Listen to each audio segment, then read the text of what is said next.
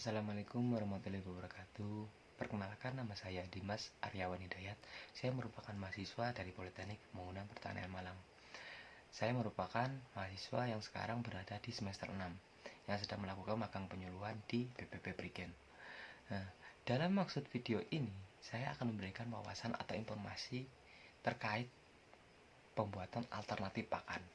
Alternatif pakan di sini, dalam video ini saya akan menjelaskan gimana sih gambaran cara membuat amoniasi jerami yang memiliki bahan dasar jerami. Seperti kita ketahui, jerami merupakan salah satu limbah pertanian yang mungkin jarang digunakan lagi atau jarang diolah untuk menjadi barang yang bermanfaat. Nah, selanjutnya, amoniasi jerami itu sendiri merupakan proses di mana kita melakukan penambahan bahan kimia berupa NaOH, KOH, dan urea ke dalam jerami tersebut dengan tujuan agar jerami tersebut dapat meningkat daya cernanya untuk ternak, supaya juga ternak dapat mengkonsumsinya dan memperoleh nutrisi dengan baik dari jerami tersebut. Untuk langkah-langkahnya sendiri, saya akan memberikan gambaran bagaimana sih langkah-langkah yang harus kita ambil untuk membuat amoniasi jerami. Pertama-tama kita siapkan alat dan bahan.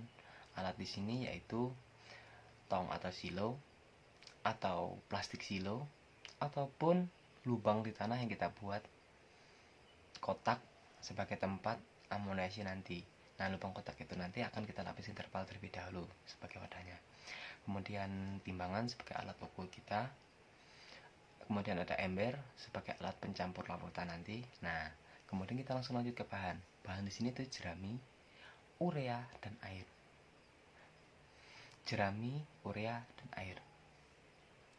Kemudian kita lakukan langkah pertama. Langkah pertama yaitu kita potong-potong jerami tersebut dengan ukuran 2-5 cm. Nah, untuk di sini saya akan mengasumsikan bahwa saya akan membuat jerami dengan ukuran 100 kg jerami. Selanjutnya, setelah kita potong-potong dengan ukuran 2-5 cm, kita akan membuat larutan. Larutan di sini yaitu urea dan air. Urea dan air kita campurkan dengan banyaknya yaitu 4 kg urea dan 70 liter air. Nah, kenapa harus 4 kg urea? Dalam pembuatan amoniasi jerami, penggunaan urea itu dibatasi 4-6% dari total jumlah jerami yang kita gunakan. Nah, jika tadi saya mengasumsikan saya membuat 100 kg jerami, berarti 4-6% yaitu 4-6 kg urea yang boleh digunakan. Mengapa demikian hanya dibatasi 4-6%? Karena dalam amoniasi jerami kita tidak boleh menggunakan urea yang berlebihan, karena ditakutkan dapat menimbulkan dampak buruk bagi ternak seperti keracunan ataupun menurunkan daya konsumsi atau nafsu makan dari ternak tersebut. Maka dibatasi 4-6% saja. Selanjutnya, kita kembali ke langkah pembuatan. Setelah kita membuat larutan dan memotong-potong jerami tadi, jerami yang sudah kita potong-potong kita masukkan ke tempat yang sudah kita siapkan, baik itu silo, lubang di tanah, ataupun plastik silo. Nah, setelah kita masukkan itu kita susun perlapisan. Perlapisan itu dari 10 sampai 20 cm. Di setiap lapisan kita lakukan penyemprotan dengan larutan yang kita buat tadi, larutan urea tadi.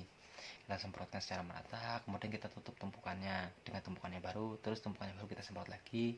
Begitu terus selanjutnya sampai jerami yang sudah kita potong-potong habis masuk ke tempat dan sudah disemprot secara merata dengan urea, larutan urea.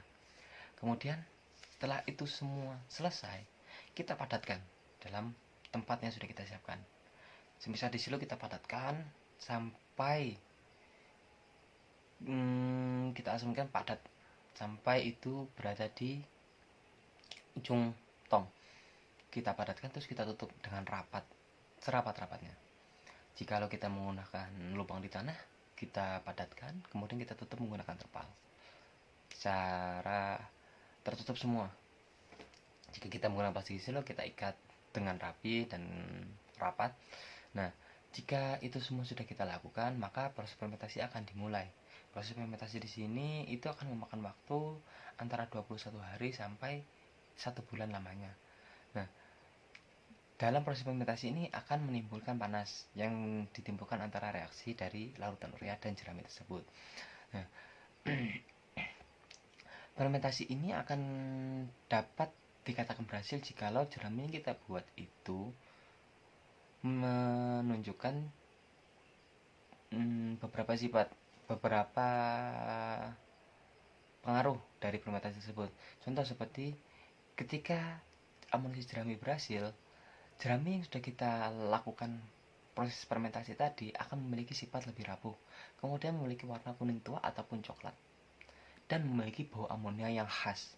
Nah, kemudian pasti bertanya-tanya, emang dengan bau amonia tersebut apakah tidak apa-apa diberikan kepada ternak? Tentu saja tidak apa-apa. Untuk pengaplikasiannya atau cara pemberiannya yaitu kita angin-anginkan terlebih dahulu jerami yang sudah difermentasi tadi selama 1-2 jam, tujuannya untuk menetralisir bau amonia tersebut. Nah, setelah kita angin-anginkan itu dapat diberikan kepada ternak. Begitu yang dapat saya sampaikan. Semoga bermanfaat dan dapat membuka gambaran bagaimana untuk membuat amunisi jerami. Terima kasih. Wassalamualaikum warahmatullahi wabarakatuh.